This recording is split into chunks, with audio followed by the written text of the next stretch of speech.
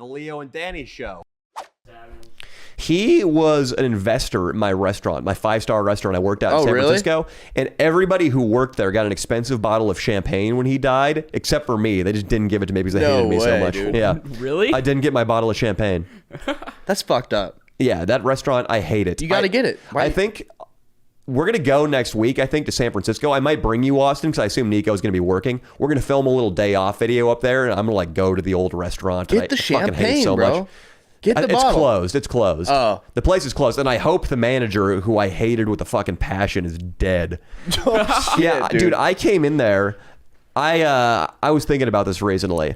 He was such a fucking piece of shit, dude. I came into the restaurant once on a date with my girlfriend at the time. Yeah. And we had a booth, and I dropped my skateboard back in the kitchen. I just put my skateboard in the kitchen so it'd be out of the way.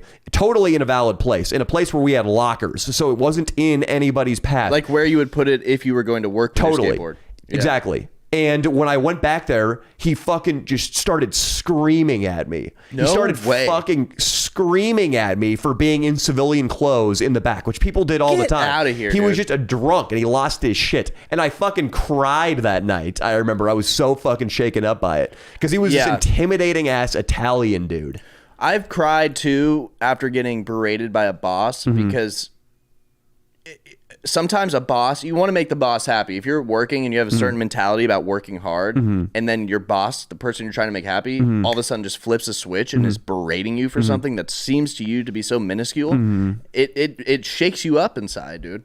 Yeah. It's wild. I don't think it's ever an effective way to lead people. No, I don't think so either. And that's what I was saying. You said he was a drunk. I had a cool drunk boss once at a breakfast joint I worked at.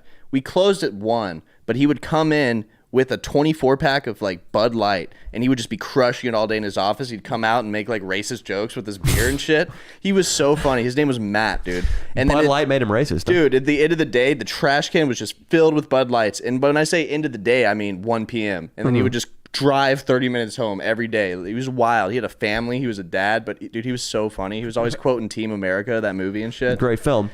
Dude. Bud Light, if you're going to be addicted to alcohol, at least choose something better than Bud Light. Yeah, be cool about it. Like, go to the gym after work. Do whatever you have to do to drink something that tastes good. Yeah. I mean, you're going to get some more calories in a fat tire, yes, but you're going to enjoy getting drunk so much more that it's worth maybe hopping on the exercise bike after your shift. That's just the old school way, I think. Just Bud Light's easy. Like, you went to college in the early 90s. It's just Bud Light.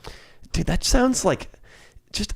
The problem with that isn't even the fucking alcohol and the fact that you are an alcoholic, just the expense and the effort you have to go through just to like keep up this part of your lifestyle that's totally unnecessary. Dude, it's fucking, it's vicious. That's what it is. It's vicious. It's like, it's acidic. It just eats you away, dude. Just You've been there. Yeah, well, I don't know if I've been there to that extent, but I was getting there, and I would be there. For sure, dude. Alive. You do have a lot of George Costanza-like behaviors. Dude, I grew up watching Seinfeld. I love it. Yeah. That's Larry David. Yeah, Larry David exactly. has said that George Costanza is just him. Yeah, exactly. And then he also brought some Woody Allen into him. A little bit, too. Absolutely. Yeah, he said at some point, I think Larry David said or George Costanza said that he's never been to a meeting where he wanted the other guy to show up. He just never wants the other person to be there.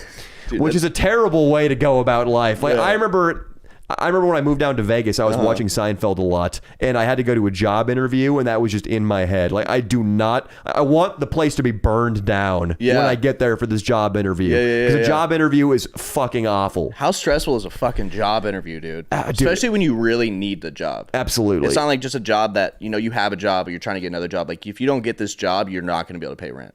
It's awful, man. It's the worst feeling in the world. And then especially when that's the case, they have all the power, and so your confidence is gone, and you're stuttering, and you can't string together a good answer to what is your best characteristic? You can't even answer that coherently. I always get tripped out on trying to prepare questions to ask them when it gets to the point of, do you have any questions for us? Because you can't just say no, I don't have any questions. You have to have a good question. That's a good point. And you don't want to ask like the dumb question that other people are asking. You want to try to come up with something cool. Yeah. And I always end up asking something stupid.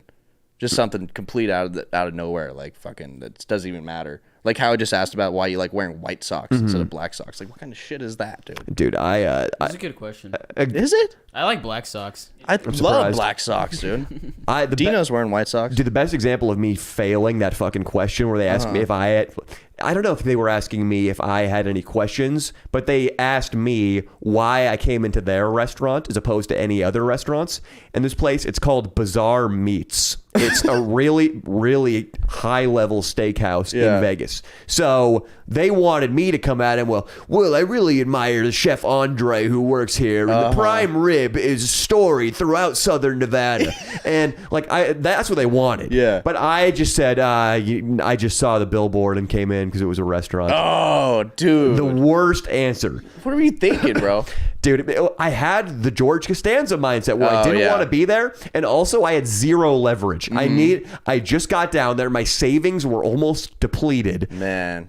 I had, dude, and then after that, I had just, my confidence was so fucked for a while because I was a UCLA graduate who couldn't get a job as a busboy. I thought, if this keeps up, I might have to kill myself. Like, where do you go when you can't get a busboy job? That's rough.